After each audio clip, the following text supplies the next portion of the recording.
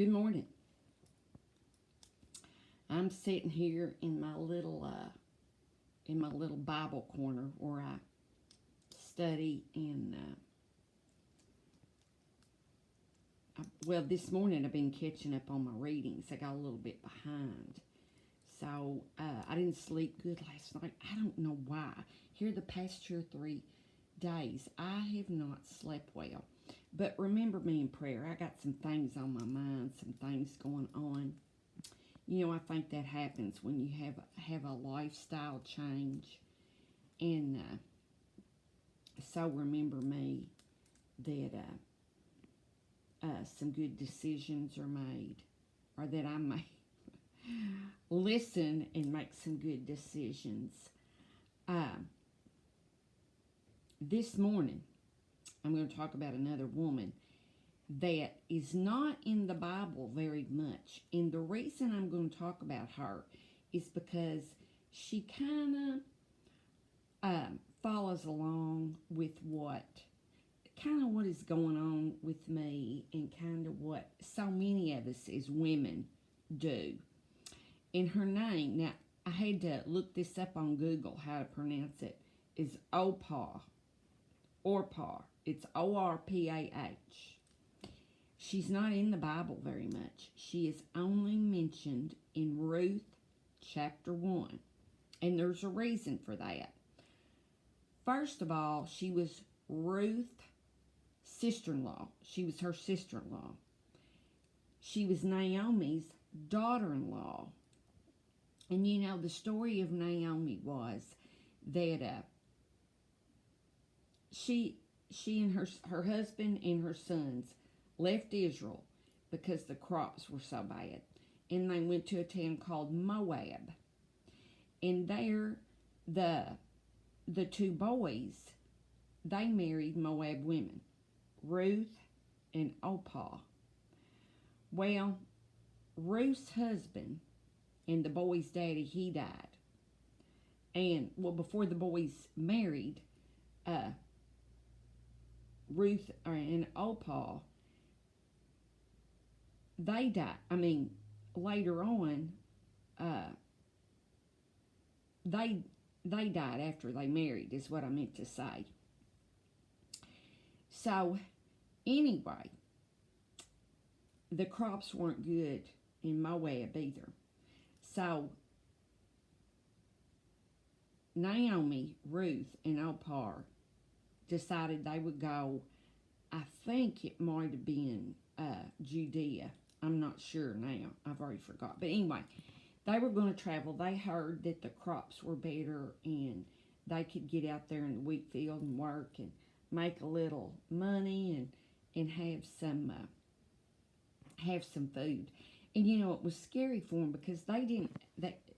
The girls had no children. They had no husband. None of them had a husband. And so they just struck out on their own. And they were going back to Judea. And I'm not sure. Let me see. I thought I had this down pat. But anyway, they were going back. They were leaving Moab and going to Judea because they heard they had a good harvest. Or they were going down the road to Judea. So on the way, Naomi said to the girls, she said, y'all have been so sweet and so good to my husband and my sons, but don't y'all want to be with your own mothers? And of course, Ruth, we know how that went. She didn't. She stayed with Naomi. But now, Oprah, she had second thoughts about this whole situation. She was a little bit insecure about the situation, so she turned around and went back. And there's not much after that. There is not much mentioned about her. Now, there is one little fact that nobody knows is true or not a fact. It is it's either fact or fiction. And I'll tell you about that in a minute. But she turned around, went back. So that's kind of the end of her story. because she took the road most traveled. She didn't step out on, she was a little bit afraid to step out on faith and see what would happen if she went on with Ruth and Naomi. But she turned around, went back to her people, went back to Moab, and this is the fact or fiction. Now, this is just some Bible trivia or history or whatever you want to call it. And if there's any pastors or Bible scholars, y'all may know this, but according to some literature, biblical literature, Orpah, formerly known as Harafa, remarried a Philistine in Moab. She gave birth to 4 sons, and they were giants. You know, back then they had giants. They were giants, and one was given the name of Goliath. So, if that's true, then David,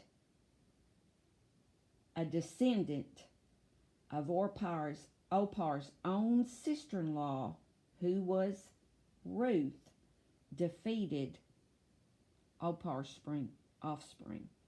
Now, that's just a little thing I learned from studying up on her.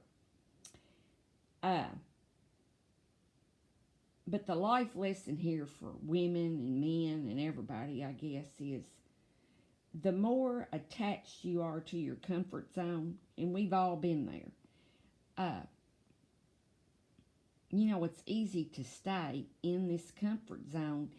And when you do that, you've probably missed a blessing. You know, sometimes it's hard to navigate when you have a lifestyle change. And that's what I'm doing right now. Navigating and praying which way I should go. Because there's some things that happened yesterday that are exciting, but they're scary too. So, when you do that, you have to really pray and figure out, because I think if you don't sometimes take the leap, you're going to miss the blessing. And then sometimes you're already in the blessing, and you just have to stay still and see what the next move is and be quiet. So that's pretty much what Oprah is about. She's only mentioned in one chapter in the book of Ruth. And it's in the verses, Ruth 1, chapter 1, 1 through 9. And until she, you know, when she turns around and goes back, that's the end. It really doesn't mention her anymore in the Bible. So, that's who we're talking about today. She's not a well-known character or woman in the Bible, but I did find her little story intriguing when I flipped over there last night, and I thought, well, there you go. Here's the one I need to be reading about. But that is something we need to remember, is to stay quiet and listen, and don't make any snap decisions, which I'm guilty of. You want to make the right decision and listen to God, because you might miss the blessing. Now, she didn't do anything bad, but if she'd stepped out on faith, who knows? But I just found that interesting, because so many of us do that. So anyway, today, I hope this has made sense. Today, we were going to Tennessee, but I've decided we're going to stay home this week, because I found out my kids are coming home next week, and then we need to go down there the next. So I'm staying home this weekend and getting some things done, and I'm excited about that, because I was kind of gone the last 2 weekends. You know, we were getting ready for a trip. So anyway, Good morning to everybody. Yeah, this is a wild look. My hair's wild. I didn't put a hat on. I just decided this is it. So, y'all have a good morning and a good day, and I will see you soon. Thanks. Bye.